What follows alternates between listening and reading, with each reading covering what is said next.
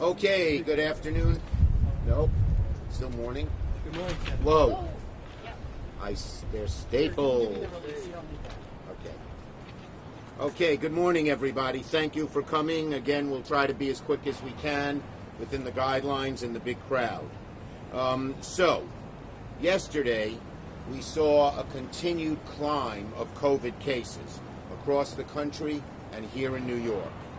And President Trump was off tweeting instead of leading again. But at least he talked about COVID. He just spelled one thing wrong. Here's what he said. Congress must now do a COVID relief bill. The word he spelled wrong was Congress. It should say McConnell. McConnell should do this because he's who's holding it all up. The Republican Senate refuses. The Republican Senate refuses to move forward on any kind of COVID bill that has any kind of relief for the American people. And now with even President Trump saying we need a big bill, we are urging McConnell to re-examine his position and work in a bipartisan way with Democrats and support the kind of COVID bill that meets the needs of New York and the needs of the American people. Again, he spelled it wrong. Not Congress, McConnell. Because Democrats in the House and Senate want to move forward, and we want to move forward quickly. Okay. So, the bottom line is very simple. We need a large, strong COVID bill to deal with our problems. We have heard for months, every time we get close to a deal, Senator McConnell says no. He has become the Dr. No of COVID, just like he has been the Dr. No of all the bills in the Senate over the last several years. But with President Trump tweeting, that is a push directed to Senator McConnell to get a bill done. So Senator Gillibrand and I are here today to say to Leader McConnell, get a bill done. Work with us. There are lots of different needs that we have. Mr. Leader McConnell, come to terms with the mandate of this election. Joe Biden campaigned on strong COVID relief. He won. That's what the American people want, not just here in New York, but across the country. He got more votes than any other, and one of the main reasons, there were a bunch, was that he was for strong COVID relief. So, we need it. We need help for our state and local governments, which will have to lay off thousands and thousands of essential workers, whether they be bus drivers or firefighters or healthcare workers or people who just make the state government go. We need help for renters, who more and more of whom will be evicted out of their homes. We need help for small business. And we also need help for our restaurants and our independent venues, all of which are in the HEROES bill, which passed the House. Speaker Pelosi and I, in an effort to compromise, took $1 trillion off that HEROES bill and said we're willing to compromise. But Leader McConnell has not done that.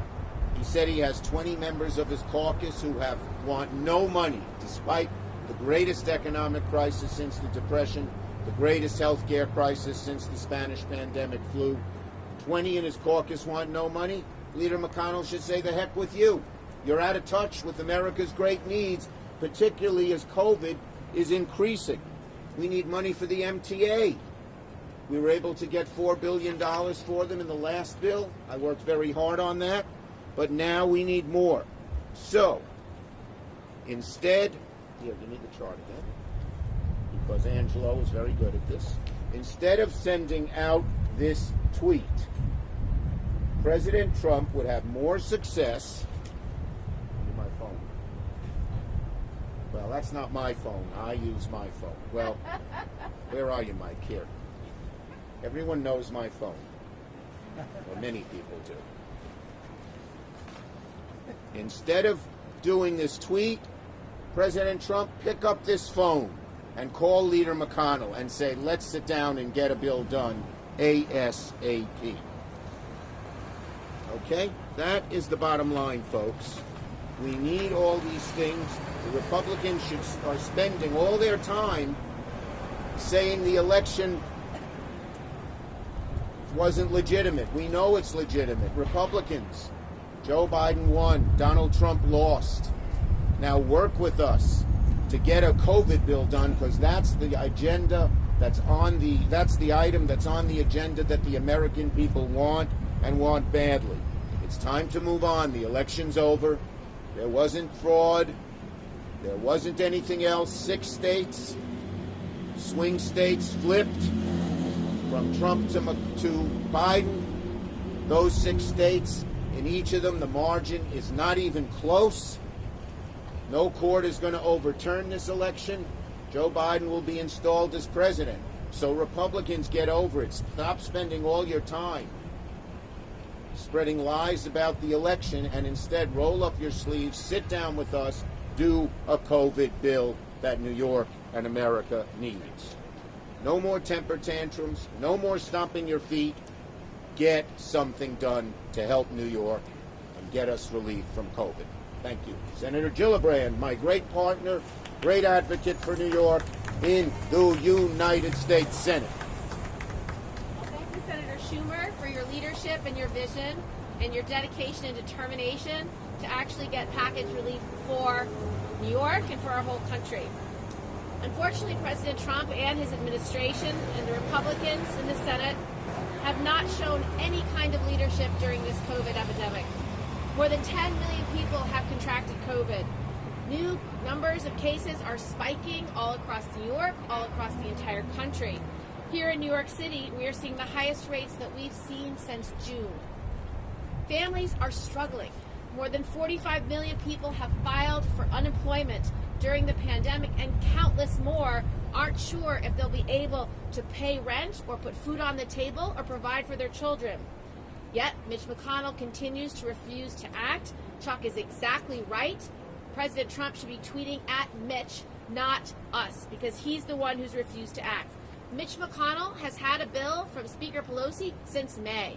He's refused to put it on the floor. He's refused to debate it. He's refused to even talk about it. He also doesn't support the kind of policies that we desperately need. He is so fixated on liability protection, he's unwilling to send the aid that is needed to the cities and states around this country that are without the resources to make sure our frontline workers can keep being on the front line. Meanwhile, President-elect Biden, Democrats in the Senate, and people across America know exactly what relief is needed and has been arguing for that for months. Providing real relief means a coordinated, robust healthcare response. We'd like to have a health force to do the contact tracing, to do the testing, and eventually to bring and give the vaccines to all who want it. It's especially critical for the next few months. It also means giving our states and our local governments the aid they need to keep their operations open. Our public servants have been going above and beyond, meeting all the needs, but they can't do it without resources. As New Yorkers and other cities implement new safety restrictions and outdoor dining becomes less feasible in winter weather, helping our small businesses, restaurants, and theaters will be vital to our survival and the city's survival. Additionally, Congress has to provide more relief directly to families. That includes having a real national paid leave policy, because we are still the only industrialized country in the world that doesn't have access to paid leave. We also need to make sure that we have affordable daycare. Parents are scrambling. Daycare centers have shut. Before the pandemic, there was 1 slot for every 4 children that were needed. Now, there's 1 slot for every 8 children that need it. We also have to make sure the economic assistance programs that we established at the beginning of the pandemic that expired over the summer are renewed. We need to make sure that people get their unemployment insurance, and they need to get the extra supplemental insurance. It's critical that the next relief package has both direct cash payments and enhanced unemployment assistance so people can stay afloat during this crisis. And we have to go beyond that. Every month someone goes without work is another month they struggle to make their rent or put food on the table. Rental assistance is necessary to stave off the wave of evictions that we expect to happen. So we have to make sure partial federal eviction moratorium is scheduled well into the future, not just to the end of the year. That will be necessary to keep our families protected and safe.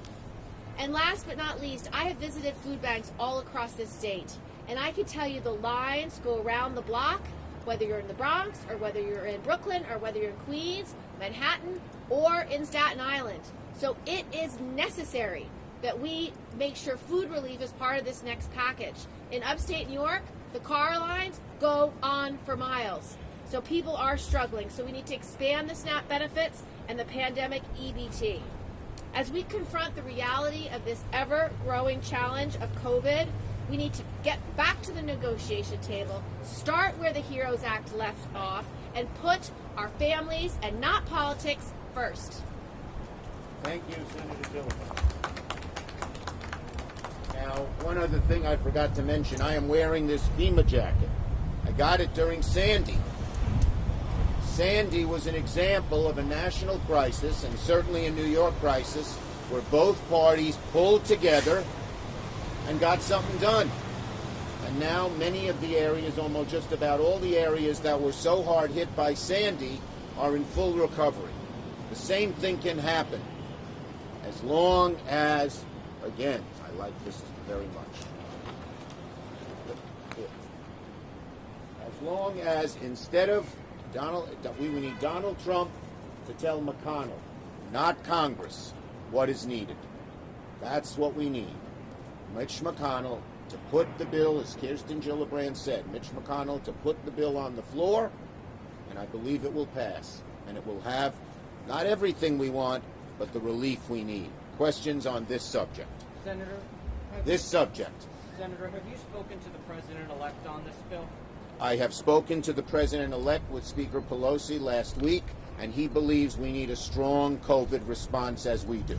And what do you urge Senator McConnell to do? Well, I urge Senator McConnell to, best of all, put the bill that passed the House, the $2.2 trillion compromise bill, on the floor of the Senate. And if that can't pass because it doesn't have enough Republican votes, I think it will, to sit down and come together with Democrats on a fair compromise that meets the needs of New York and of the American people. And what if he doesn't agree with you? Well, we hope he will. Senator, the majority leader said he wants a specifically targeted bill. So the question is, would Democrats... The bill is specifically targeted, but he leaves out there's no aid for state and localities. There's no aid for food banks. There's no aid for renters. There's no aid for the MTA. We want it specific. He has virtually no specifics. Would Democrats look at this as an all-or-nothing proposal, or would you want to do something sooner? Well, certainly we are willing to sit down and talk with Leader McConnell in terms of a bill that meets the needs. But we came down $1 trillion already, but we're certainly willing to sit down and talk with him. So far, he said it's his bill, which does virtually nothing or nothing at all. And also, Go ahead. Mitch McConnell has not even tried to negotiate in good faith. In fact, he has put poison pills in every bill that he's put forward. We don't believe that you should have blanket liability protection for all employers, no matter how they act. We saw what bad employers do. In meatpacking facilities across this country, they packed workers shoulder to shoulder with no face masks, no personal protective equipment, and COVID spread in those meatpacking facilities like wildfire. Having universal liability protection is a poison pill intended to stop negotiations. So he needs to negotiate in good faith. The other thing he did in his bill, he put in a provision that if you're a wealthy person sending your child to private school, it wouldn't cost you anything. Because if it costs $100,000 for private school, you'd get a $100,000 tax credit. That was done to get Ted Cruz and a few of the other right-wingers who wanted no money to vote for that bill. But that bill can't pass. Other questions? No, from the press. You mentioned relief for restaurants. What about other businesses like gyms and fitness centers? The bill includes all small business relief for PPP for all small businesses. There's a special provision for restaurants, a special provision for independent venues, but there's relief for all small businesses. Senator, you mentioned that this was a Well, wait, mandate. anyone else before he gets a second, Senator, third question? Yes, yes, yes, and then we'll do finish. you have any fears that Senator McConnell won't be able to work with President-elect Biden to work Well, I hope Senator McConnell, who has been Dr. No, he has put in his legislative trash can over 250 bills that the House passed, many of them bipartisan, to make America move in a better direction. We hope he will change.